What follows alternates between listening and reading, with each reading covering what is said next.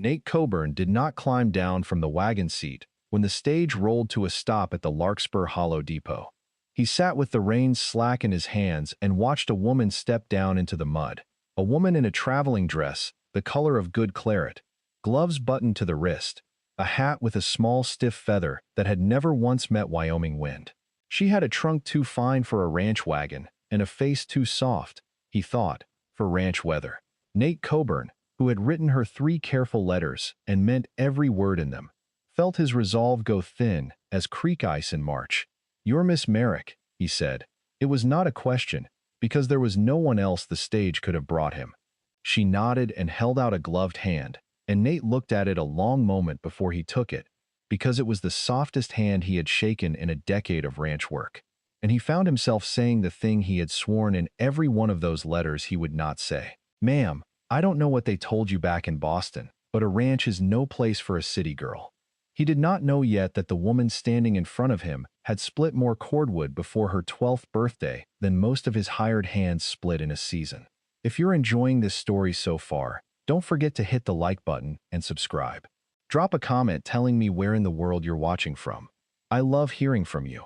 Josephine Merrick had heard some version of that sentence her whole life, though never before from a stranger with dust on his boots and a ranch behind him worth more than every house on her old Boston street combined. She had heard it from her stepfather, who called her a bird and dressed up nice whenever her mother was out of the room. She had heard it from the ladies of her mother's old sewing circle, who looked at her work-roughened hands under the table and never once above it. She had heard it, most of all, from her own reflection, on the morning she pulled on gloves before breakfast, so that no one at the table would ask what had happened to a proper young lady's palms. Josie was 23 years old, and she had answered Nate Coburn's advertisement in a Boston paper, the way a drowning woman answers a rope thrown from a passing boat. Her father had been a shipping clerk, a steady, quiet man with a steady wage, until the warehouse fire of her 12th year took his position along with half the block. After that, the Merricks lived 4 years in 2 rented rooms above a tannery, and the coal money ran out most winters by the middle of February, sometimes sooner. It was an old woodyard keeper named Ezra Byrne, half-blind and permanently out of temper, who taught Josie to split kindling in exchange for a bowl of her mother's soup carried over twice a week, and a promise she'd never tell his daughter he'd taken on a girl for an apprentice. He taught her to let the axe do the work, and her arms only guide it. He taught her to read the grain of a log the way a sailor reads weather before a squall, to strike true instead of hard, and to never once apologize for the strength it took. She got good at it. She got good enough that by 15 she was splitting cordwood for 6 households on her street for a nickel a load, always before dawn, always with her hair pinned up under a cap so the neighbor women wouldn't recognize the clerk's daughter doing a woodyard boy's work in the gray half-light. The train ride west had given her 3 days to reconsider, and she had spent most of it staring out at country that grew emptier and stranger by the hour, wondering if she was trading one kind of hiding for another. She had told herself, somewhere around Ohio, that a rancher who wanted a capable wife would surely value capable hands more than soft ones, and she had almost believed it by the time the train crossed into Wyoming territory.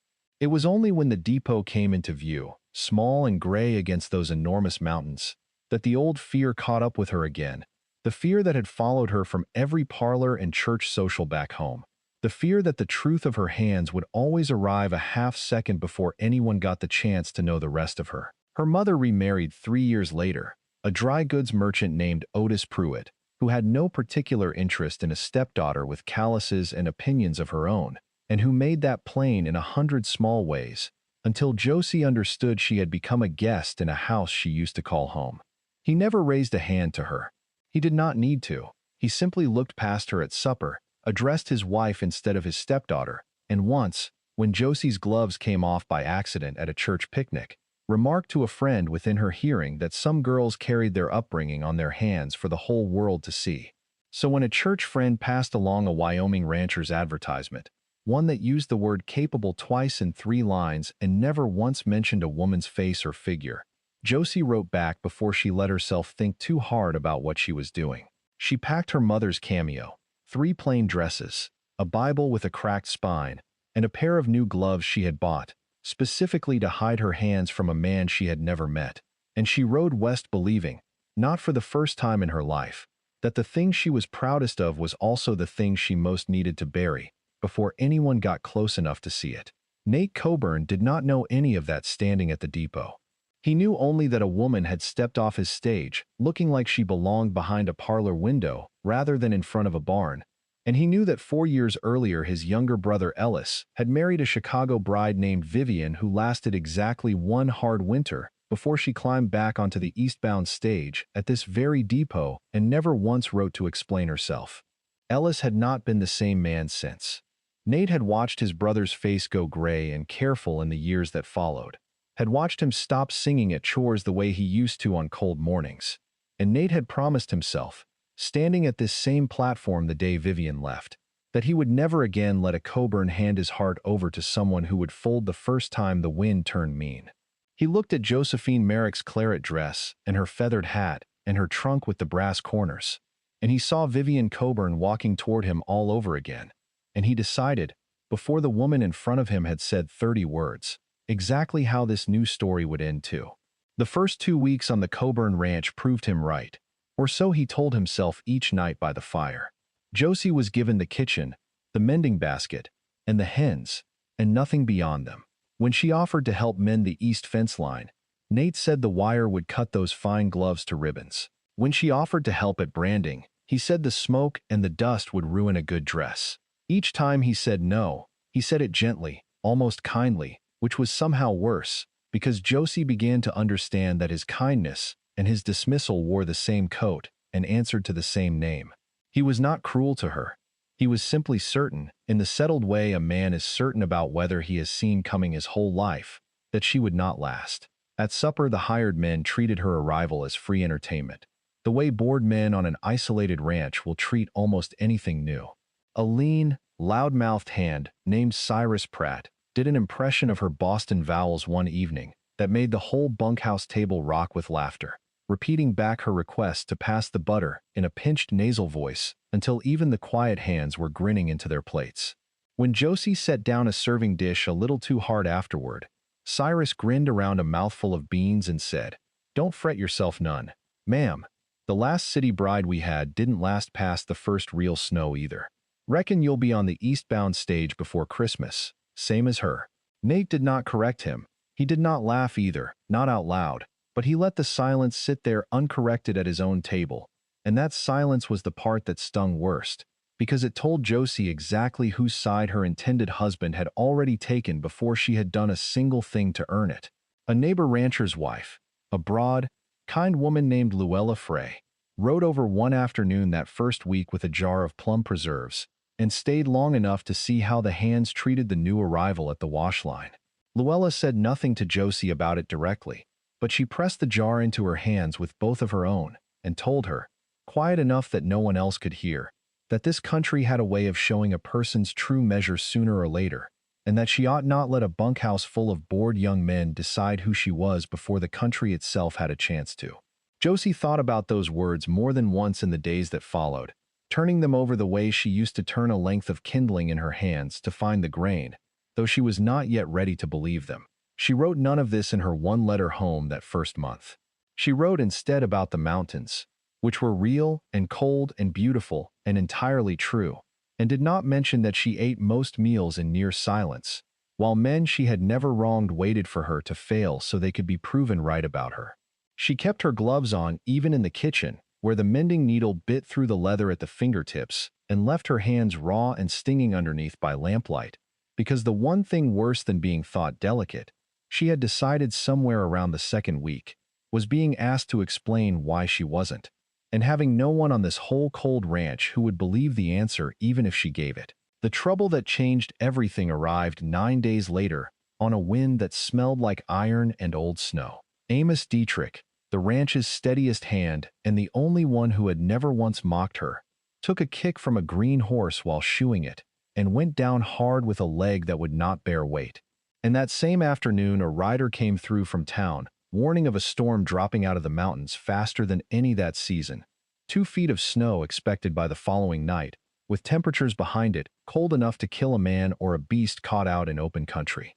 Nate had to ride for the doctor in Larkspur Hollow for Amos, and take the wagon besides, because his niece Etta, 7 years old and living with him since her parents died of fever 2 winters back, had come down that same morning with a burning forehead and a cough that rattled deep in her small chest. A sick child needed a warm house, and a warm house needed wood, and the pile behind the kitchen, Nate realized with his hand already on the wagon brake, had been let run dangerously low all week, because every hand able to swing an axe had been out on the east fence instead, patching the very wire Josie had once offered to mend herself. "Cyrus, get some men on that woodpile before I'm back," Nate said, already climbing up, already thinking about the doctor and the storm and his sister's daughter shivering under 3 quilts in the next room. "I want that stack doubled by dark, you hear me?"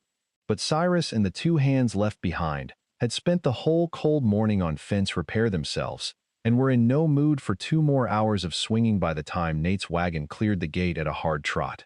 They stood at the woodpile arguing about whose turn it truly was, each man finding a reason the job belonged to someone else.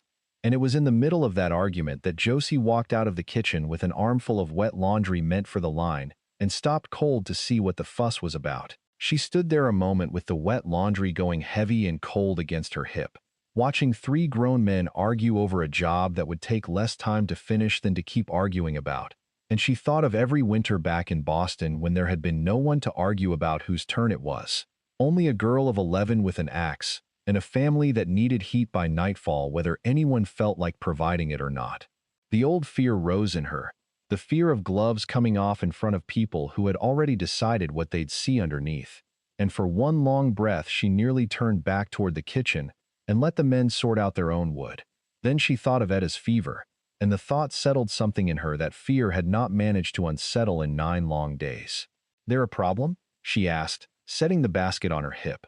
Cyrus looked at her gloved hands and her flour-dusted apron, and grinned the same grin he'd worn at supper 9 nights running. "Problems? We're short a man, and a storm's coming on fast, and none of us particular wants to freeze our fingers off swinging an axe for 2 straight hours in this wind. Unless you'd care to have a go yourself, Miss Merrick." He said it the way a man says something he is certain cannot happen, the way you might invite a house cat to fetch the morning paper. The other 2 hands laughed low into their collars. "Go on then. Show us how they split wood back in Boston." If you're hooked on this story, make sure to subscribe and turn on notifications so you never miss an upload. Your support means everything and helps me bring you more emotional stories like this one. Josie set the laundry basket down on the porch step without a word. She looked at the sky, which had gone the color of an old bruise in the last half hour alone, and she looked at the woodpile, thin and pitiful against a storm that would need it doubled well before dark, and she thought of a 7-year-old girl inside with a fever and no fire hot enough to keep the coming chill from finding her through the walls. Then, slowly, she peeled off her gloves finger by finger and set them on the porch rail, and Cyrus Pratt's grin faltered for the first time in 9 days when he saw what had been hiding underneath them. Her palms were a laborer's palms, hard-ridged with old callus built up over a decade, a thin white scar crossing one knuckle where an axe head had glanced wrong when she was 14 years old and still learning the trade. She picked up the axe leaning against the chopping block and tested its weight the way Ezra Byrne had once taught her to test every axe, before trusting it with a swing, checking the haft for cracks, feeling how the head sat against the grip. She set the first log on the block. She did not swing hard. She swung true, the way she had learned on 100 dark Boston mornings before the sun ever cleared the tannery roof, arms guiding the blade more than driving it, and the log split clean in a single stroke and fell away from the block in 2 even halves. She set the next log and split that one too, and the next after it, and within a dozen strokes she had found the old rhythm still living in her shoulders, a rhythm that 4 years in a good dress and clean gloves had never once managed to erase. Log after log fell away clean and even at her feet, while 3 grown ranch hands stood in the yard in the failing light and said nothing at all, their earlier laughter gone somewhere none of them could find it again. Nate Coburn rode back into the yard nearly 2 hours later, with the doctor beside him, both men half frozen through their coats, and the first thing he saw through the graying storm light was his intended bride at the chopping block, sleeves pushed to her elbows, hair coming loose from its pins in the wind, splitting wood with a clean, economical stroke that any hand on the ranch would have been proud to claim as his own. The wood pile behind her already stood taller than the one he had left that morning. Taller, He suspected, then Cyrus and two grown men working together could likely have managed in the same stretch of hours. Nate sat his horse in the yard and simply watched her finish a log, straighten, wipe her forehead with the back of one bare and calloused hand, and reach for the next log without so much as a glance toward her audience. He climbed down slow, boots heavy in the half-frozen mud. The doctor went straight inside to see to Etta. Cyrus suddenly found something urgent to do with a bridle that did not truly need doing. Nate crossed the yard and stood by the chopping block while Josie split one more log clean through. Because she was not. He understood now, watching her. A woman who stopped a job halfway through simply to explain herself to a man who had already made up his mind. "You've done this before," he finally said, and it came out quieter than he had meant it to. "Since I was 11 years old," Josie said, not stopping her work. "My father lost his position in a fire. There were winters we didn't eat proper if I didn't split wood for the neighbors up and down our street." She set another log on the block. "I bought these gloves in Boston, so you wouldn't see my hands before you'd seen the rest of me first. I thought if you saw the calluses before anything else, you'd think exactly what you already thought, the moment I stepped off that stage." Nate stood there with his hat in his hands, the wind cutting cold and honest across the open yard, and for a long moment he said nothing at all, because there was nothing left he could say that would not sound small standing next to a woodpile she had built with her own two hands in under 2 hours. "I was wrong about you the first minute I saw you," he said finally, low.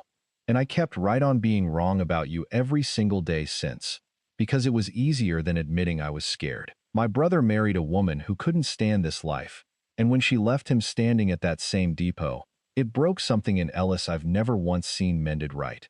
I looked at you in your fine dress and I saw her before I ever saw one true thing about you, and I've been punishing you for a leaving you never even did." He looked from the woodpile to her raw, reddened hands, steady even now. "You just cut enough wood by yourself to keep my niece warm through the worst storm this county's seen in 5 years.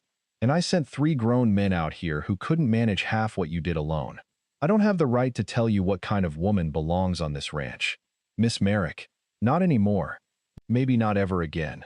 Josie set the axe down at last, leaning it careful against the block the way Ezra Byrne had taught her to leave any good tool. "I didn't chop that wood to prove anything to you, Mr. Coburn," she said, and there was no anger left in her voice, only a tiredness that went bone deep. "I chopped it because a little girl in that house needed to stay warm, and I happened to be the one who could do something about it. If you'd rather think well of me now because of a woodpile than because I'm a person who was always capable of building one, I'm not sure that's much of an improvement." Nate had no answer ready for that, and he did not try to invent one, which she would later tell him was the first entirely honest thing he had done since she stepped off that stage. Etta's fever broke sometime after midnight, helped along by a fire that burned steady and hot from dusk clear through until dawn, fed the whole night from a woodpile Josie had built herself.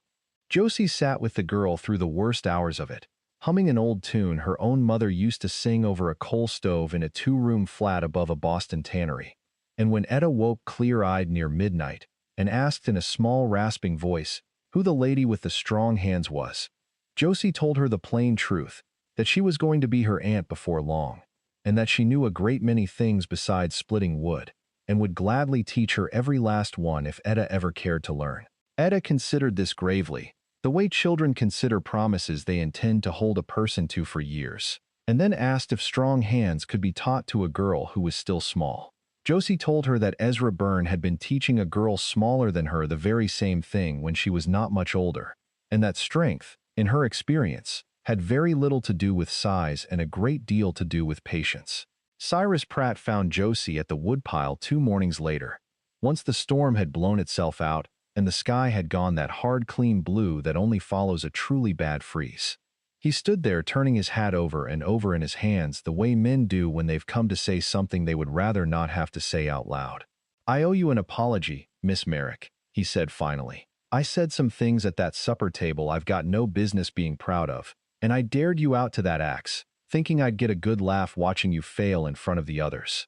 I didn't figure on getting shown up by someone twice as good as me at a job I've been doing my whole grown life." He held out his own axe, handle first. "If you'd care to teach a grown man a thing or two about a clean stroke, I'd take the lesson and be grateful for it, and I wouldn't complain a bit about who was doing the teaching." Josie took the axe from him and did not make him wait long for a forgiveness he had not fully earned yet, though she did not pretend the 9 hard days before it had never happened either. "I'll teach you," she said, "same as an old man named Ezra Byrne once taught me, back when nobody in Boston would have believed I could hold an axe steady, let alone swing one true. And you'll bring me something warm from the kitchen twice a week while you learn, the way I once carried soup to him." Cyrus laughed, surprised clean into it, and the laugh had none of the old bunkhouse cruelty left inside it anymore. Their lessons became a fixture of the ranch that whole spring, Josie correcting his grip in the gray early light, while the coffee still boiled, Cyrus grumbling good-naturedly about a technique he had thought he'd mastered 30 years before he ever met a woman who could outwork him at it. He never did manage her clean economy of motion, but he stopped swinging like he was punishing the wood, which Josie told him was most of the battle in any case. Word of the city bride who had outchopped 3 grown ranch hands during the worst storm in 5 years reached all the way to Larkspur Hollow by the following Sunday, carried in by the doctor who had seen the finished woodpile with his own 2 eyes. And by the time Josie next rode into town for supplies, the same women who might once have looked straight past her at church looked instead at her hands, and one old rancher's widow took both of them gently in her own and said she hadn't shaken a Boston lady's grip like that since her own mother came west in a covered wagon 50 years before, with nothing to her name but a strong back and a stubborn heart. Luella Frey found Josie outside the mercantile that same afternoon and did not say "I told you so," only smiled the smile of a woman who had known all along, and asked if Josie might come teach her own daughters to split kindling proper before the next hard winter came around. Josie said she would be glad to, and meant it, and understood as she said it that this was the first invitation she had received in Wyoming that had nothing to do with proving herself to anyone at all. Nate did not ever ask Josie to hide her hands away again. He asked her instead, over the weeks that followed, about Ezra Byrne, and about the cold tannery flat, and about every hard winter she had spent quietly keeping other families warm, while her own barely scraped by on nickels. And he listened the way a man listens when he has finally understood he was handed something rare early on, and very nearly threw it back onto the eastbound stage out of nothing but old fear. He gave her the run of the ranch after that, not because she had passed some contest he'd secretly set up to test her worth, but because he had finally seen plainly what had been standing in front of him the whole while, patient and capable, and entirely unimpressed by every doubt he'd ever held against her. Spring came slow to Larkspur Hollow that year, the way it always did in that country, but it came all the same. Josie Coburn, by then, kept her old gloves folded away in a bureau drawer and wore them only on the very coldest mornings, no longer as armor against a stranger's judgment, but simply as what gloves had always ought to have been, nothing more than gloves. The axe stayed by the kitchen door where anyone on the place might reach for it, and Etta had grown steady enough with a small hatchet of her own to split her own kindling under Josie's watchful eye, proud as anything each time she managed one more clean stroke through a log. Cyrus Pratt still brought Josie something warm from the kitchen most mornings, an old habit neither of them had bothered to break even once the lessons were long finished. And of an evening, when the ranch work was done for the day and the light ran long and gold across the timber line, Nate Coburn liked most of all to find his wife out at the woodpile, even when there was no real need for splitting, just to stand and watch her work a while, because he liked to say there was nothing in the whole territory that looked more like home to him than the sight of Josie's steady hands and the clean, even sound of an axe finding true. Sometimes, on those long spring evenings, Etta would come running out to join her aunt at the block, hatchet in hand, and the two of them would work side by side until the light went, one pile of split wood growing taller than the other by the day. And Josie would think, not for the first time, of a half-blind old woodyard keeper back in Boston, who had never lived to see how far his lessons had carried, and of a stepfather, who had once called her hands a shame, and of a rancher who had looked at those same hands on a muddy depot platform and seen exactly the wrong thing before he ever saw the right one. She did not carry any of it as a grievance anymore. She carried it the way she carried the axe itself, plain and useful and entirely her own, a thing that had once been mistaken for a burden and had turned out, all along, to be the very thing that built her a home. Thank you so much for watching until the end. If you loved this story, check out the other videos on your screen now. I think you'll really enjoy them. And don't forget to subscribe if you haven't already. See you in the next story.